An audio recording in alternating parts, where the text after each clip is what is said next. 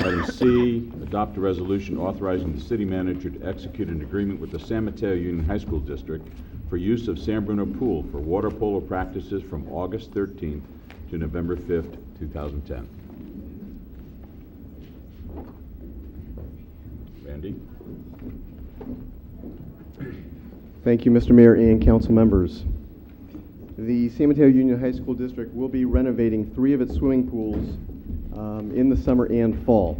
And they have approached city staff with a request to rent San Bruno Pool from August 13th through November 5th.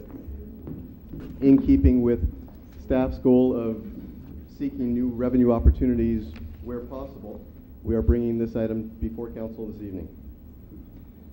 The rates that would be used in the rental to the district are consistent with the master fee schedule. The cost would be $60 per hour for the pool, an additional $20 per hour for one lifeguard, and an additional $336 per week to cover the maintenance, the electrical, and the chemicals during those periods when the pool, when city programs are not predominantly using the facility. In addition to the financial benefit to the city, which is roughly $19,000 based on the proposed schedule that we were given by the district, and that needs to be clarified, but approximately $19,000 of new revenues and approximately $9,000 of expenses with the extra chemicals and the electrical. In addition to those financial benefits, the staff will be able to program the pool for longer during the season, and our goal is to be able to program it at times when the high school district is not using the facility through the month of October. That would be done with some lessons specifically on Sundays, some open swim times on Sundays, some exercise classes during the week when the school's in session. And so those would be somewhat new programs to us at this point in time. Those normally stop around Labor Day each year. And I would be happy to answer any questions that the council may have. Any questions? Through the chair. Rico? What I was wondering specifically on the staff report, it says district personnel shall be responsible for opening and closing the facility, including doors, gates, pool covers, and locker room, deck lights, chemical levels, recording, etc. And obviously that means within the agreement that we'll be issuing an alarm code system as well as a key to a particular representative of the school district. However, but we're also requiring them to have a lifeguard while that program and activity is occurring. So I'm trying to wonder, why are we giving another entity the key, the alarm system? We're trusting them in regards to the covers, the maintenance, the water chemicals. If something goes wrong and someone thinks they know what they're doing and doesn't, and all of a sudden there's an imbalance in the chemicals and there's a reaction to the participants, which I've seen when I've worked at Parks and Rec, that is possible and it does happen. Aren't we opening ourselves to a little bit of exposure? Or if we have a guard there, why are they not responsible for opening, closing the facility to ensure it's maintained to our expectations and our standards and that it's protected? We can do it that way, as well as have the guard responsible for those functions. Other than the pool covers, I would not want the single lifeguard to be responsible for removing the covers and installing them, and that we would request of the teams that are using the facility, at least the first team of the day and the last team as they leave. We structured the language that way to make sure that the district shares in the responsibility of those functions and in the liability of those functions, but that is something that we can't task city staff with.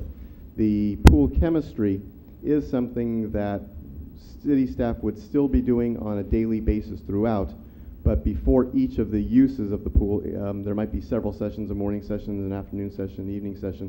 For the district, we would ask them to double check and record the pool chemistry as well. But again, it is something we can't have city staff do. Because the only thing too is obviously if something goes wrong with the alarm or the facility isn't locked securely, alarm goes off, we're now having a call out of, I believe back in my days it was a 2-hour call out for a person to respond, which obviously isn't in the fee structure unless we're billing back the district.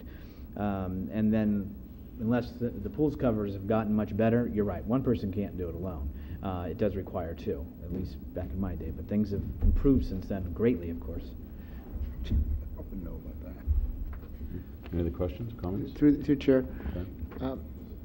I recall about a year ago, maybe longer, that there was an uproar in the county about the high school district wanting to or actually renegotiating service use fees for various properties throughout the district. Is that done, and so we can have a nice, relationship with Cappuccino High School, or is there going to be issues coming down? Let me just pick like Crestmore, like old Crestmore High School site or something, possibly. The approximately Retaliation. Approximately 2 years ago, the district did shift from more of a joint service agreement format, partnership between itself and the individual cities that house campuses, to a fee-based system. And I think all of the cities involved, from San Mateo, Burlingame, Millbrae, and San Bruno, now have fees in place in their master fee schedules to when district uses those facilities. Where before it was more of a shared agreement, now it is more fee-based. All of the fees that we have here are part of our master fee schedule. We will be bringing that back to the City Council as part of the budget process for clarification on some of these points, but these are in keeping with the fees that are currently being assessed. Okay. Thank you. Do we have any public comment? Would you like to? At the podium, please. At the podium, please. At the podium, please. Just a quick, John Bear earlier, it came to my mind that there could be an effect on your insurance. Do you have another company? None?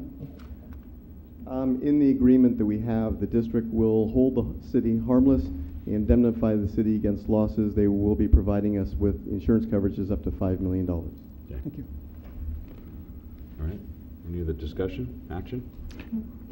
Adopt the resolution as it stands.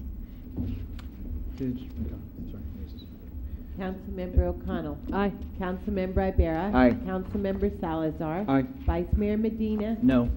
Mayor Ruane. Aye.